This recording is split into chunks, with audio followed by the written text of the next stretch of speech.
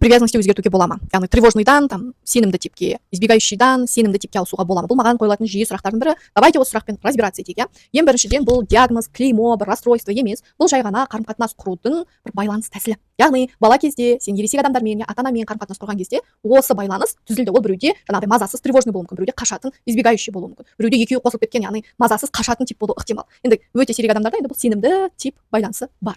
Енді бұны қалай прорабатывать етеміз деген сұрақ туындайды. Бұны ешқандайдан да кітаптан бір нәрсені түсініп алып, осознать етіп, миымда бір инсайт пайда болды, менде озарение, шок, миымда бомба жарылды дегенмен сен емдеп алмайсың. Одан ол проработка жүрмейді. Жай ғана түсіну жеткіліксіз. Себебі бұл қарым-қатынастағы байланыс әдісі. Яғни бұны біз қарым-қатынаста жүріп қана өзгерте аламыз. И мына нәрсені түсіну керек. Бұны ата-анамен байланысты бізде түзіледі деп ойлағандықтан барады біреулер. Мен мамаммен там ұрыстым, мамама айттым, осы сенің кесірің, претензия айттым, кешірім сұрадым, жыладым, ренжідім, солай проработка жасап алдым дейді. Жоқ. Немесе кешірім хатын жаздым, рұқсат беру хатын жаздым, тағы бір демедейді хат жаздым, өртедім дейді. Жоқ. Ол шауып барып ата-анамен қазір қанша жерден сөйлесең, қырыл, ұрыс, ол онымен шешілетін дүние. Себебі бұл менің ішкі әлемімде, менің мына сыртқы әлеммен қарым-қатынас жасау типі екеуміздің арамыздағы байланыс. Ол өтіп кеткен дүние. Ата-анамен байланыс, бала кезде өтіп кеткен, оны сен қазір қанша жерден шұқыласаң да, одан өзгеріс болмайды. Бұның барлығы иллюзия. Бұл проработка емес. Проработка ол тек сенімді адаммен қарым-қатынас құрған кезде жүреді. Қарым-қатынастан бүйтіп одиночкада отырып алып, мен проработка жасадым, проработка жасап жатырмын, өзіммен жұмыс деп жүрмейді.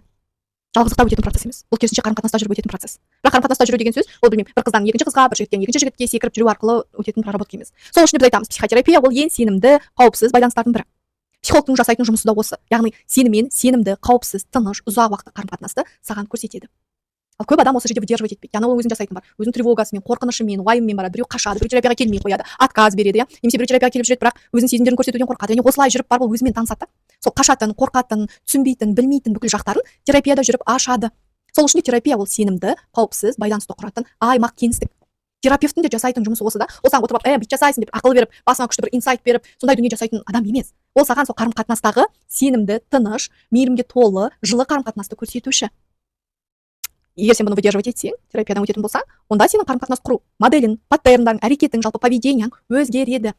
Терапиядан басқа жерде мен бұны проработка жасай аламын ба? Жоқ. Басқа жерде сен проработка жасай алмайсың. Қалғанның барлығы бұл өзің талдау. Ретритке бардым, мен 5 күн бір нәрсені жасадым, 4 күн былай жасадым, 10 күн бүйттім деген нәрселер, бұның барлығы просто уақытты созу. Көп адам терапиядан андай шығып кетеді. Қарым-қатынасты ұстай алмайды, выдерживать ете алмайды, ол жердегі эмоциялардан өзінен қорқады. Это нормально. Бірақ соңына дейін жететін болсаң, онда сені өте күшті дүниелер күтіп тұр. Сен қарым-қатынастың мүлдем басқаша формасын көре бастайсың.